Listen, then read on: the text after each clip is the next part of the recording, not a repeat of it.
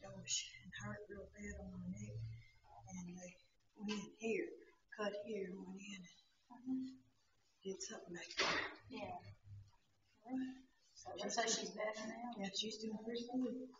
She's still hurting. She's still hurting. All she doing is laying around. Yes, we do it. Can I do that? Yeah, for sure.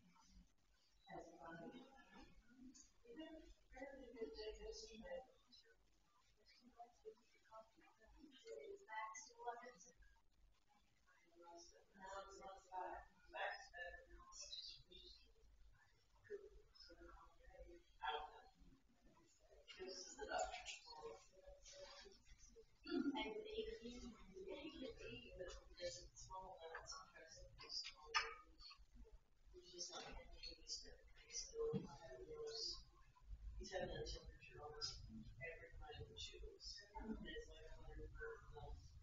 It's not any less than the last time.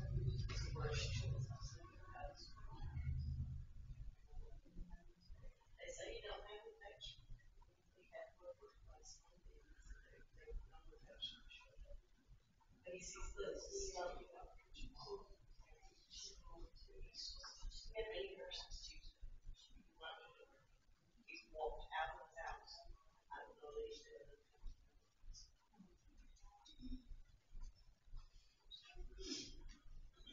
It's time to begin. If you'd like to get the song book, turn to number 100. Number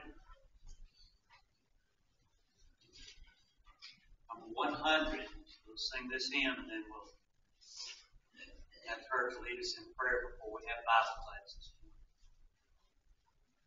I know it's probably going to be kind of hard for y'all to sing out as much as y'all ate. You ate as much as some of the people out tonight. Number 100. Sing praises to God. Come now, Almighty King, help us thy name to sing, help us to praise.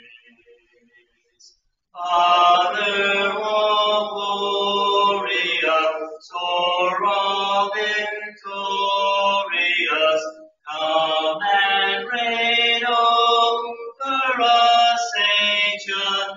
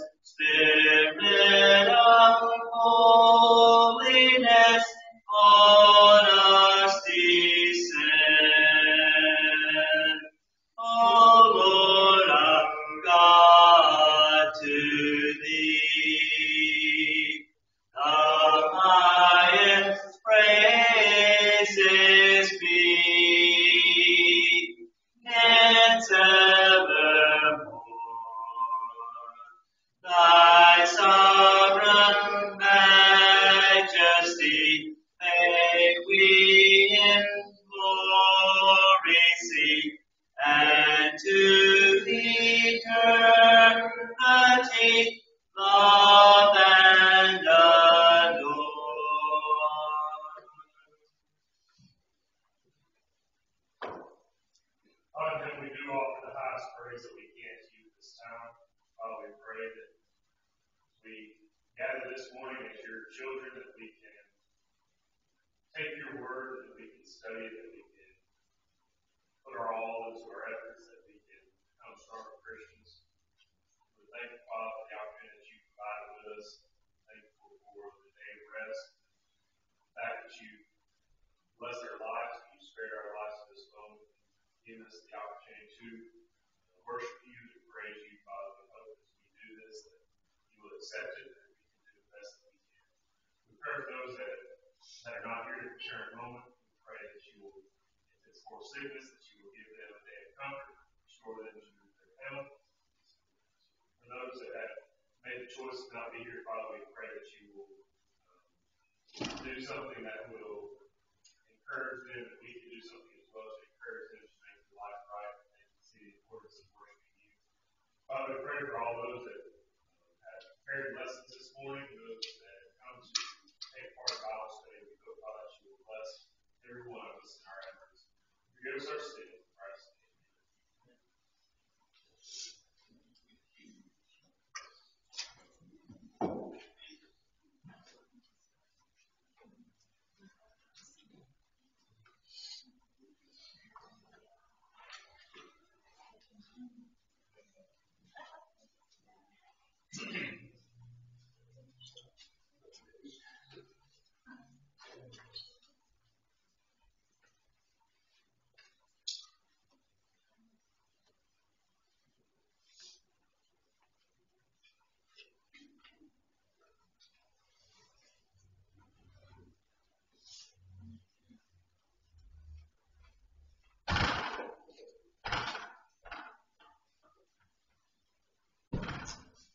One of the phrases in that song was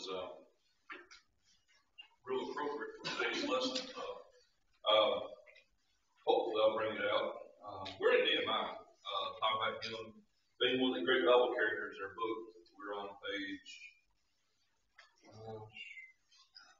down toward the end. Maybe we got two more. We got Nehemiah today, and we're going to Hezekiah, the greatest king. Next week we'll finish up this book. Today, Nehemiah, 13 chapters, I think it was. It's interesting when you look at the things that he did and some of the phrases in his book there. The passages and the phrases that he said that we still refer back to, that we still think about oftentimes, just as the song was saying. The phrase that caught my mind was hear the prayer, attend to our prayer, praising God, praying to God, asking for God's help, asking for God's forgiveness, all these things. Nehemiah, I think, laid out some good groundwork for us. His attitude was excellent, not only for the work that he did, but also the prayers that he gave. Let's stand, if you will, start us off in Nehemiah 1, verse 1, chapter 1, and let's read the first chapter together. The words of Nehemiah, son of Hacaliah, and it came to pass in the month of Christmas, the 12th year, and I was in Shushan the palace, that Hananiah, one of my brethren, came, being certain men of Judah, and I asked him concerning the Jews, and that escaped, which were left in captivity concerning Jerusalem. And I said unto him, the women that are left in captivity there in the province are in great affliction and reproach. The wall of Jerusalem also is broken down, and the gates thereof are burned with fire. And it came to pass, when I heard these words, that I sat down and wept, and mourned certain days, and fasted, and prayed before the God of heaven, and said, I beseech thee, O Lord God of heaven, great and terrible God, be great and terrible God, that keepeth covenant and mercy for them that love him and observe his commandments. Let thine ear now be attentive and thine eyes open, that thou mayest hear the prayer of thy servant, which I pray before thee now, day and night, for the children of Israel, thy servants, confess the sins of the children of Israel, which we have sinned against thee, for I and my father's house have sinned.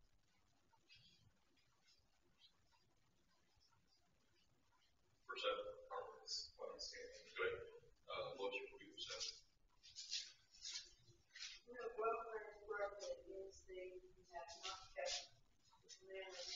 the statutes and the judgments which thou commandest the servant Moses.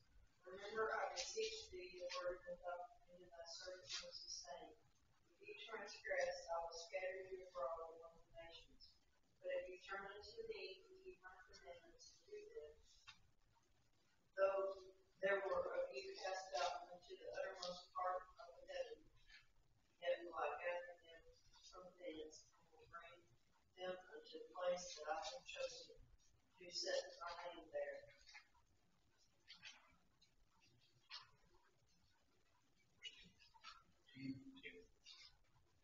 Now these are thy servants and thy people, whom thou hast redeemed by thy great power and thy strong hand. O Lord, I beseech thee, let now thine ear be attentive to the prayer of thy servants, the prayer of thy servants, who desire to hear thy name and prosper. I pray thee, thy servant this day, and grant him mercy in the sight of this man. I was the king's cupbearer. Okay, appreciate that. There in chapter 1 of Nehemiah, we've got a lot of, I guess, history, a lot of historical fact. The main thing was there at the beginning. What was he concerned about? What was he thinking about there in verse 2? What did he ask concerning who? He asked the ones left in captivity. Asked about the Jews that were left in captivity. And in his prayer, he points out several times, pointing out that these are thy people, these are God's people. God knew who they were. And if you think about the way that he was praying, very, at first, humbling. He pointed out there in verse 5 that God, O Lord, when he starts off, O Lord God of heaven, great and terrible God. What is another word for terrible there? King James calls it terrible. It's another word. American Standard uses a different word. Majestic, majesty, honorable, extreme, all those high holy names that we would use for a king. He referred to them. So obviously starting out praying to God, asking for his forgiveness, asking for his help. Let thine ear be attentive. He says it, I think, 2 or 3 times in this short prayer here. Asking God to be attentive, hear me when I pray. We sing a couple of songs about that, almost that same phrase. Asking God to hear our prayers. Obviously, thinking about the Jews, thinking about the ones that were left in captivity, those that were still back in Jerusalem. He was worried about that also. Explain a little more, verse 7. We have dealt very corruptly against thee, and have not kept thy commandments, nor our statutes, nor thy judgments, which thou commandest thy servant Moses. Pointing out that they were unrighteous. They had went against everything God had laid out for them. But he was still praying. He was still asking for forgiveness. Well, God certainly did what he said he would in verse 8. Yes. Scatter you from among the nations. If you do not follow my words, I will not protect you, basically.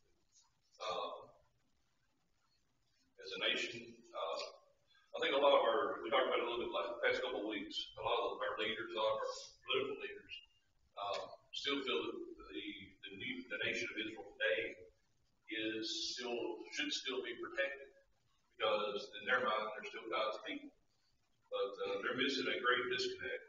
And sadly, like I said, those of us that read and study the Old Testament realize that which they're doing, the Jews undid themselves. All the land promises that were made were fulfilled.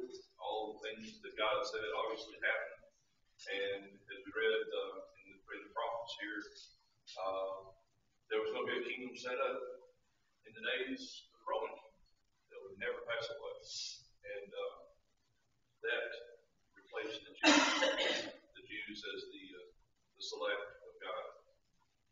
And then obviously we had many Jews on that Pentecost that repented and were baptized and added to the church.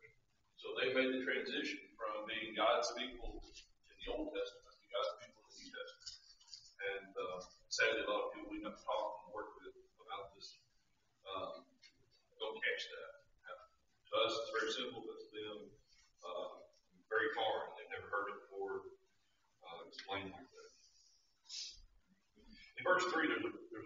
that kind of jumped out at me a couple times when we read the remnant that are left in the captivity. What's a remnant? A little bit. A little bit. It's not a big piece, is it? A lot of times, I know people that sew the remnant, basically when you're cutting out clothing, making clothes, very small strip that, of no value is kind of the idea. My Bible says survivors. Survivors of the captivity, a very small number that survived. Says what now? Survivors, the remnant that were left of the captivity, the survivors of the captivity, those that lived, escaped, and returned back to Jerusalem. It points out that the walls are broken down, the gates thereof are burnt with fire, verse 3. And he wept and mourned certain days and fasted and prayed, verse 4. Very distraught, very upset, very mindful, and knew he in and of himself couldn't accomplish this.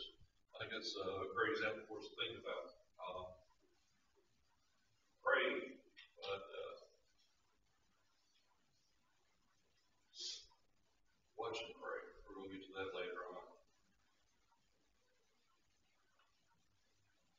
Chapter 2, just kind of skim down through there. We talk about he goes before the king there in verse 2.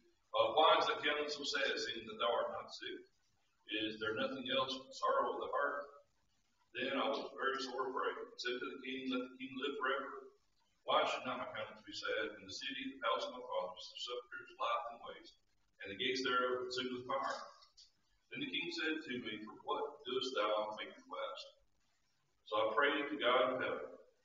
Again, to the God of heaven, I think this is a key phrase. And I said to the king, please the king, if a servant hath been found in favor in thy sight, that thou wouldest send me to Judah, and to the city of my father's sepulchres, that I may build it. Strange request, wouldn't you think, from a cupbearer, someone that worked their way, I guess, up to having the ear to the king, to go back to your homeland. Most people don't have how to pray. Here I am, Lord, send me. Not somebody else, just send me. No. He doesn't ask for anything else.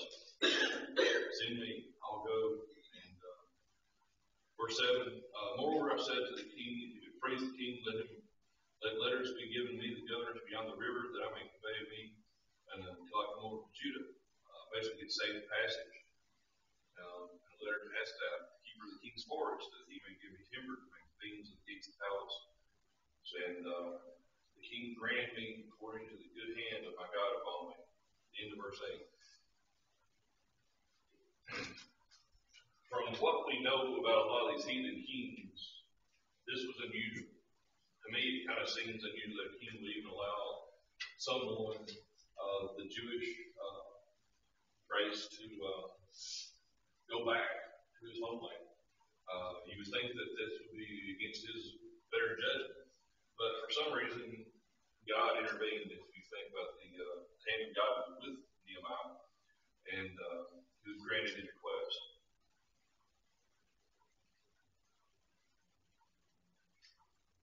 He took the king's letters. The king sent captains of the army and horsemen with me. Verse 9.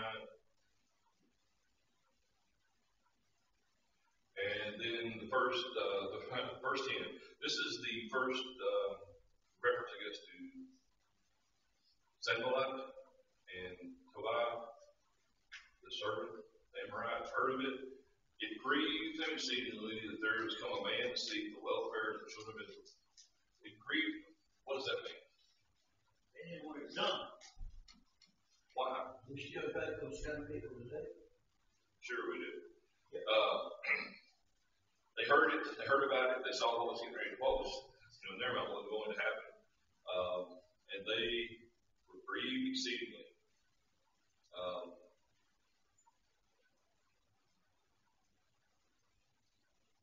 One of the questions later on we're going to talk about is once Nehemiah got back to Jerusalem.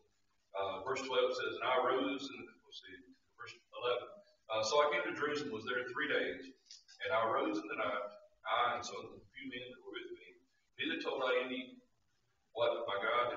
my heart to do at Jerusalem. Neither was there any beast with me, save the beast under which I rode.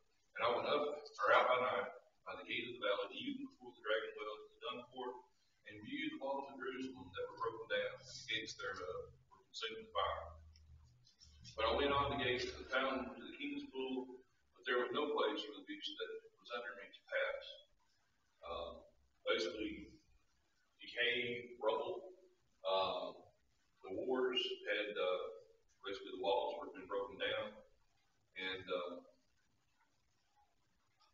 it was a terrible sight. Nehemiah probably stood by himself as much as anybody else.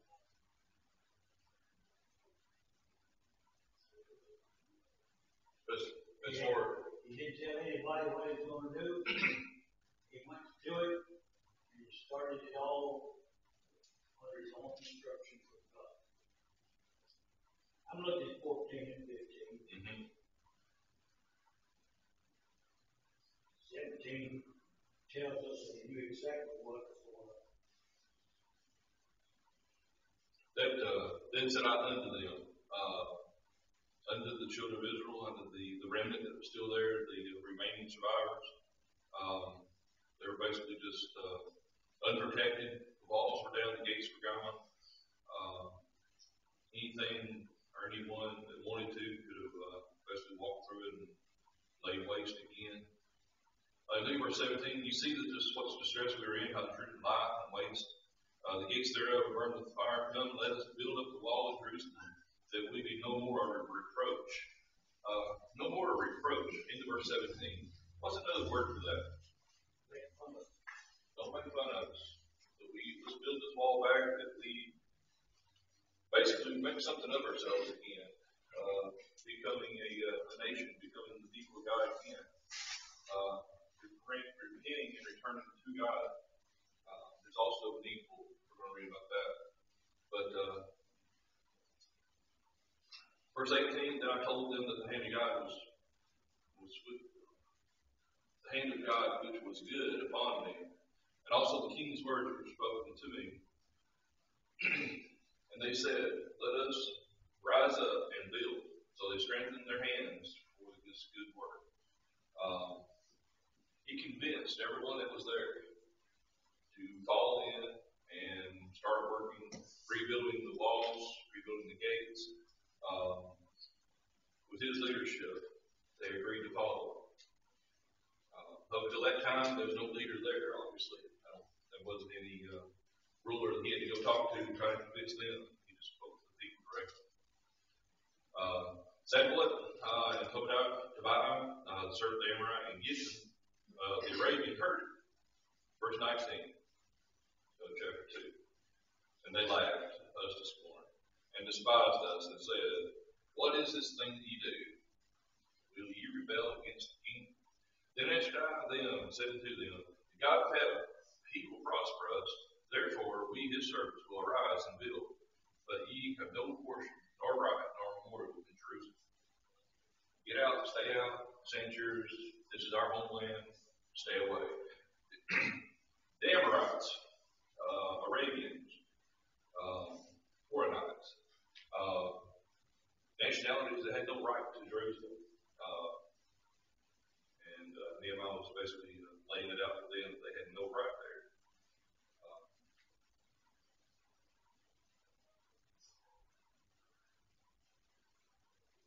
For chapter 3, we go into all the different people, all the different groups of people that were basically assigned tasks, what tower they built, what wall they built, where they lived, some of the things that they did while they built. Levites by tribe, verse 16, 17 came out, and they had a portion that was theirs to rebuild. They repaired different things, the wall.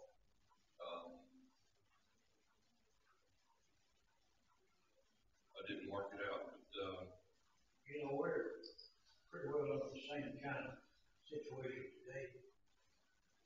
Churches, way down, so just prepared, doing none to somebody else.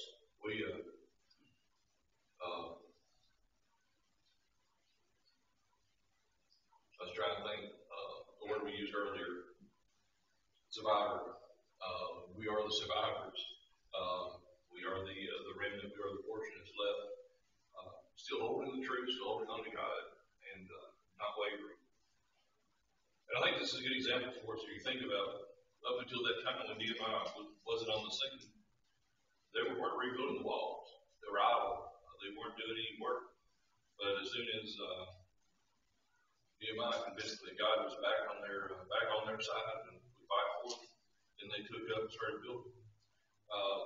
Down to chapter 3, all the different things that they were, required to build. There were things that they did. But down to number 1 in chapter 4, our friends come back. These the naysayers, the ones that were laughing this corner, talking about how that they were turning against the king, and that Nehemiah told they had no part in this. Verse 1 of chapter 4. But it came to pass that when Sanballat heard that we built the wall, he was wroth, and took great indignation, and mocked the Jews. And he sent before the brethren in the army of Samaria, and said, What do these feeble Jews? Will they fortify themselves? Will they sacrifice? Will they make an end in the day? Will they receive the stones out of the heaps of the rubbish which were burned? Now Tobiah the Amorite was with him, and he said, Even that which they build, if a fox go up, he shall even break down their stone wall. How much faith it is. That would be very disheartening, even for. Don't you think we're in the same kind of situation spiritually? I think we're trying to carefully, Will. I mean, through the world we are. They don't have any confidence in us. The Lord's church are afraid to try to rebuild the establishment. It's not popular. It's not politically correct. Why would you want to be a part of that? You've got to fight against your neighbors. Spiritually. Yeah, I like those 3 verses there kind of sum up the world as it looks toward the church. That's a good parallel. Mocking us, not looking at what we're saying, what we're preaching, what we're teaching. Just taking what they think we teach and what we think we are and run with that. Verse 4, Nehemiah turns again to God. It says, Hear, O our God, for we are despised and turned to reproach on our own head, and give them for us to pray in the land of captivity. And cover not their iniquity, or let sin be blotted out from before thee, for they have provoked thee to anger before the builders. So built we the wall, and all the walls joined together upon the half thereof, and the people were minded to work. The people had a mind to work. Circle that verse, or underline it, or something. The people had a mind to work. Nehemiah came. Nehemiah talked to them and told them that it was a shame and a disgrace. And we're going to rebuild the wall. And they got behind it and they started to rebuild the wall. Then verse 7 again, they reappear. The ones that were against it, the ones that were mad, Tobiah, Amorites, Sanballat, Ashdod's, heard the walls were made up and the breaches beginning to be stopped. But they were very angry or wroth. Then conspired all of them together to come and fight against Jerusalem and hinder it. They're going to shut it down. They're tired of it. They didn't want it to exist. And they all got together, all the different nations there in verse 7. Some of them probably were strange bedfellows, we might say. These are probably nations that were at war against each other, but they came together to fight against Jerusalem. And then verse 9, I've got a star for that, the start of another prayer. So, nevertheless, we made our prayer unto God and set a watch against them day and night because of them. Day and night. Pray to God, and set a watch. They're still working, but they're being watchful. And later on in chapter 4, you look down around 16, 17, talk about the half for protection, half for building. And then Notice in verse 10 what it was that hindered.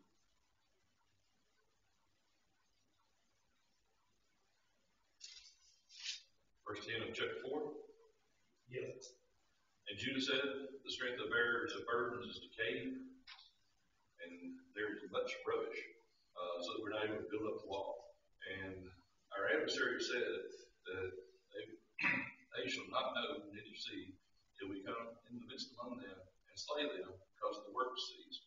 It came to pass that when the Jews which dwelt by came, they said unto them 10 times, for all the places whence ye should return to us, that they be upon you. Therefore said I in the lower places behind the wall, in the higher places, I even set the people after their families and their swords, their spears, and their bows.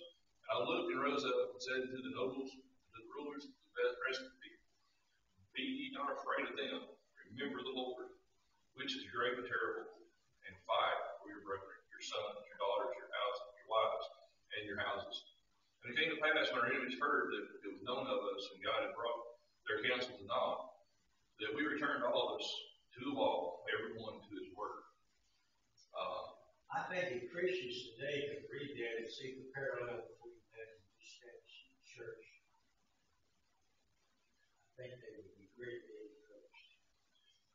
Maybe many of them do. Hopefully, even those of us that are still in the church, not necessarily those that have left, but those that still need to read this and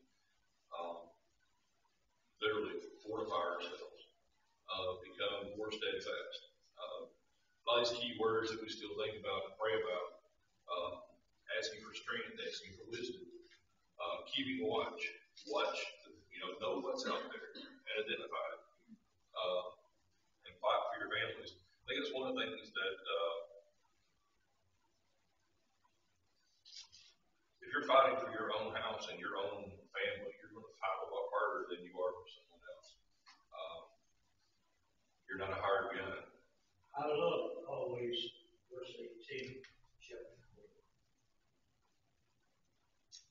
4. Jump down there, verse 18. And the builders, every one of them, were girded with sword at his side, and so builded. And he that sounded the trumpet was by me, Nehemiah. And I said unto the nobles and the rulers, and basically his work is great and large, and so they were separated and divided on the wall, far from another. And in the place thereof you hear the trumpet, resort thither unto us. Our God shall fight for us. Can you see the parallel places that we've been like one church, baptism? It's almost every side. Everything we practice and preach has been attacked. Everything's a battle, but foundation will not see that. Spiritual.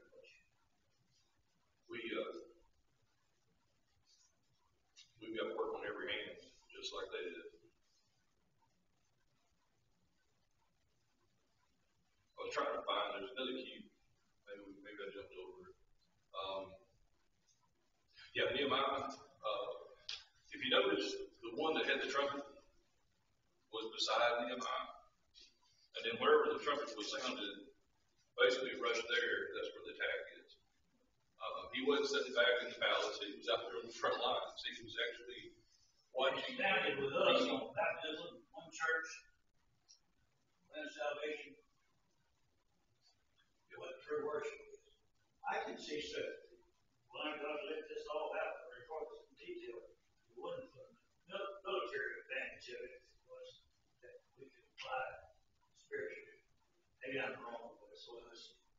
Well, and some of the phrases, some of the verses down there, there was two things going on. They were guarding what they had built, watching, and they were working to rebuild the wall. They were rebuilding the wall, and they were guarding what they already had. And Tom, you said that's the way we ought to be with the New Testament, with the church today.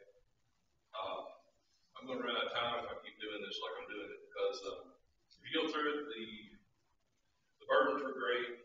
The nobles in chapter 5 were basically Nehemiah talked to them and rebuked them, saying that they had taken too much, and restored them, verse 12, all and required nothing of them. So basically, all their debts that they had accumulated.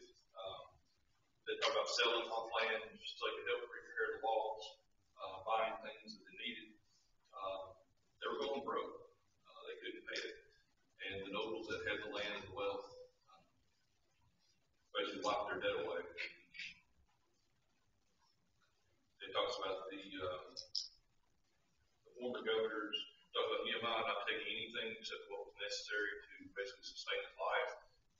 He didn't obviously take a salary or anything extra. He just was fed and kept up with the work there in chapter 5. 6, our friends come back. I said it sarcastically. Samlet, Tobiah, and Geshem, Arabian, and the rest of our enemies. It's kind of an all-inclusive summary there. The rest of our enemies heard that I had been with the law, and that there was no breach of therein, though at that time the time set doors upon the gates. Kind of a weird footnote. The walls are up, but there are no gates.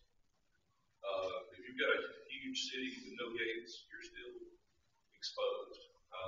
They can still attack, although it would be a controlled area that you could get to, but they were not protected yet. They go on 4 times asking Nehemiah to come out, basically meet in the land of Bold. And it was a trick. They were going to kill him, obviously. They were going to take off this the leader of God's people that had come back to rebuild the wall. And they were very upset with it. Verse 21 tells us how long they worked.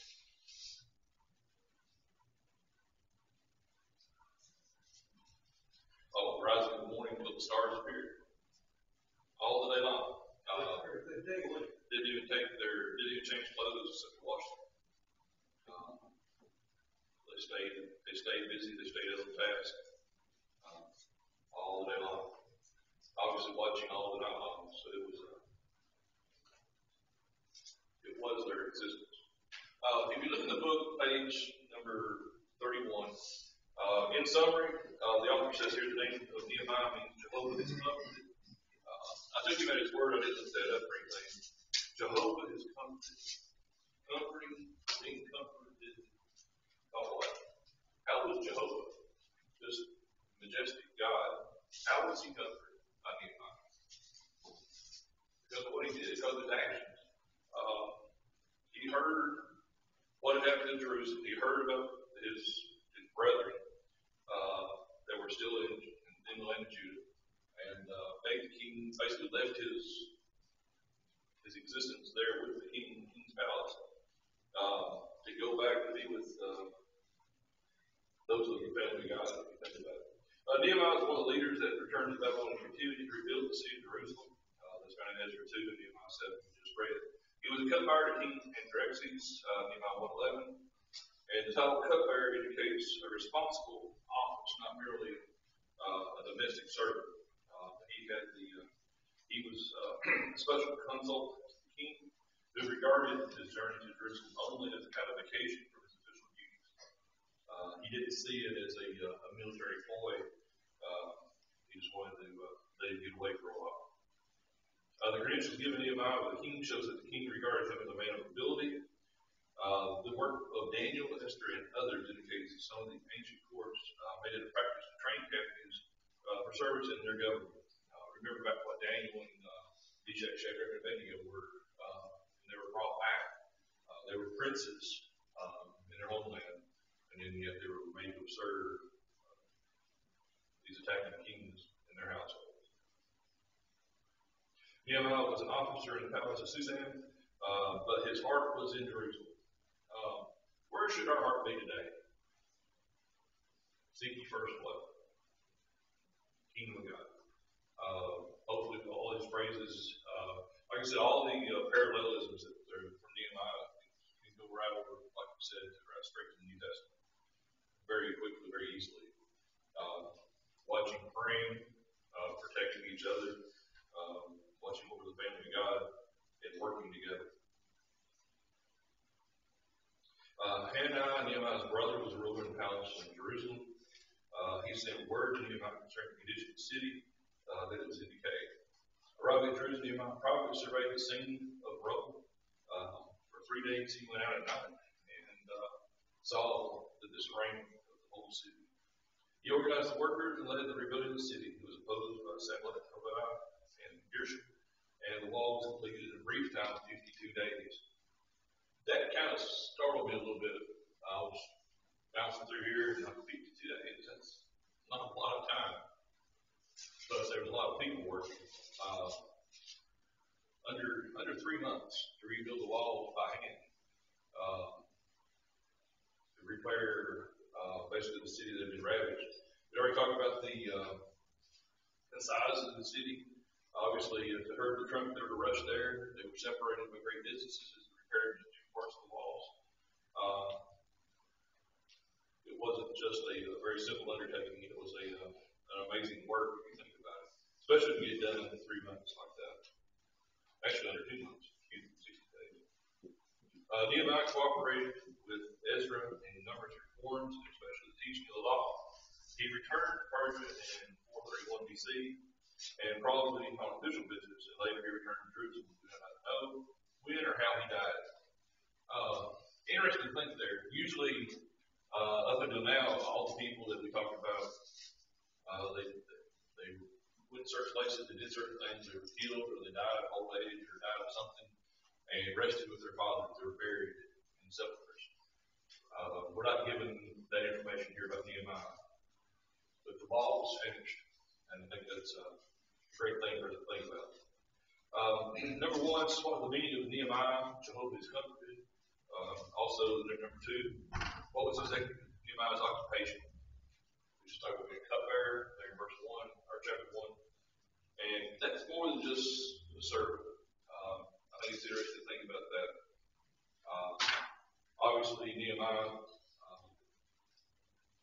was a man that, even in this case, the people that had descended and took him as a captive recognized that he had good qualities.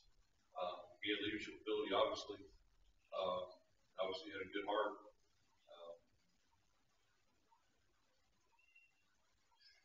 Number 3 is asked, was Nehemiah a man of considerable wealth?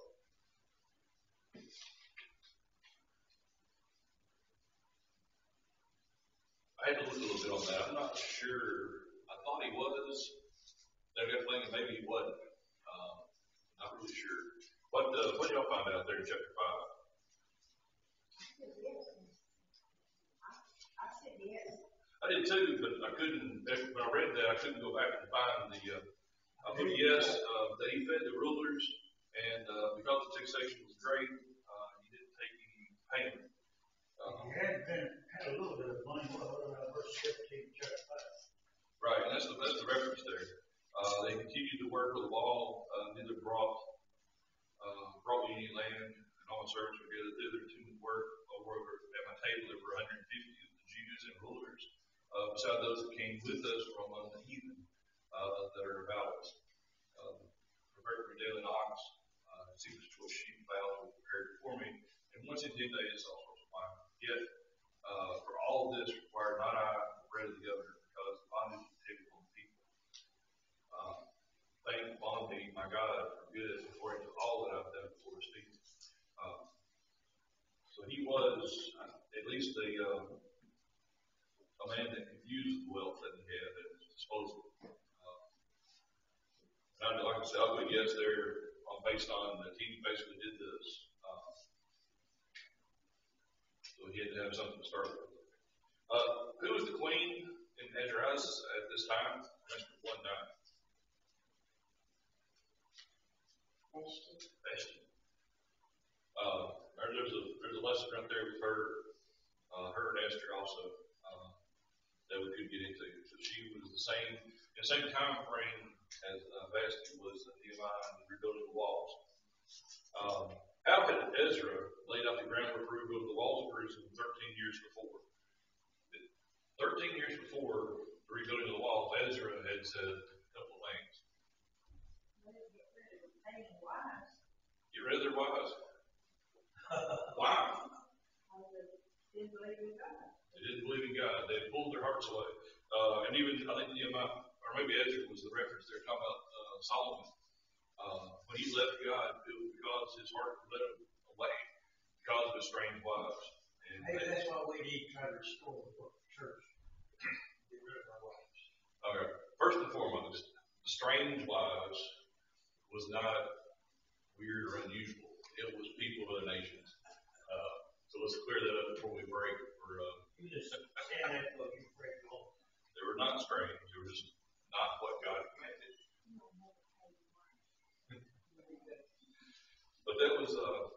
today, I think a lot of people, especially in the world, when and it's in most of our families, after surviving Thanksgiving, with a mixed group and with a lot of different attitudes and opinions.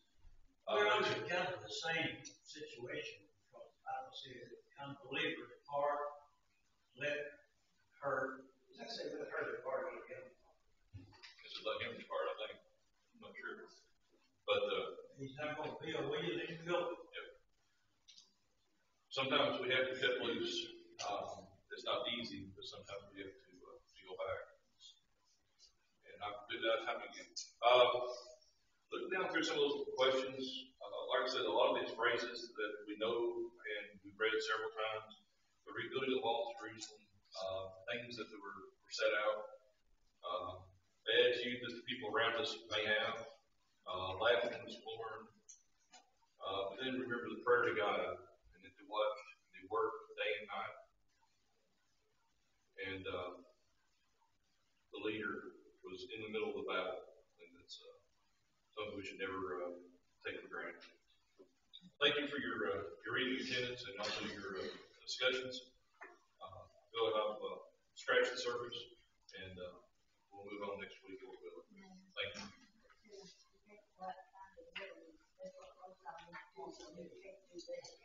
You couldn't go out and find you another, so you might as well forget about it. That's what most of them want, so they go out and find another, they get rid of one they were going to.